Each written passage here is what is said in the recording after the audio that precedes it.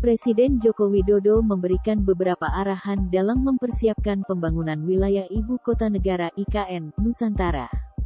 Presiden meminta agar perencanaan dan pelaksanaan dalam pembangunan IKN lebih dimatangkan dan melibatkan semua kementerian lembaga terkait untuk saling berkoordinasi sehingga target-target pembangunan IKN dapat tercapai.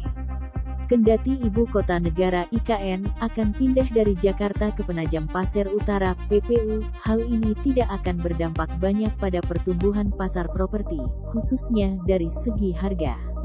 Hal ini terangkum dalam Indonesia Property Survey pada April tahun 2022 yang dilakukan oleh Knight Frank Indonesia.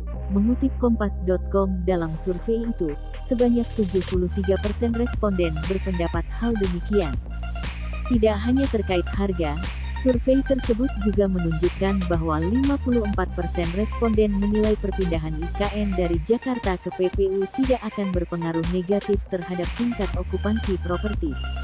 Country Head Knight Frank Indonesia Wilson Khalid mengatakan, optimisme akan terus bertumbuhnya sektor properti di Jakarta juga tercatat dari tidak akan terpengaruhnya jumlah pasokan maupun permintaan.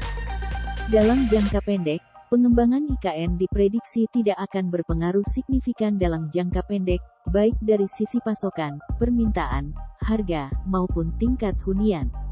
Kawasan Jabodetabek, khususnya Jakarta, akan tetap menjadi poros untuk beragam kegiatan bisnis dan investasi properti, ungkap Wilson dalam rilis, Kamis tanggal 2 Juni tahun 2022.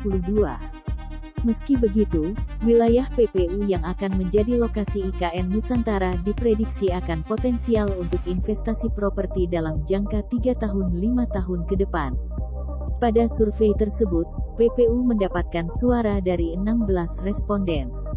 Perspektif baru juga terbentuk di mana potensi investasi properti melebar dari kawasan bisnis strategis konvensional ke wilayah yang berpusat pada pariwisata seperti Bali, Lombok, dan Labuan Bajo.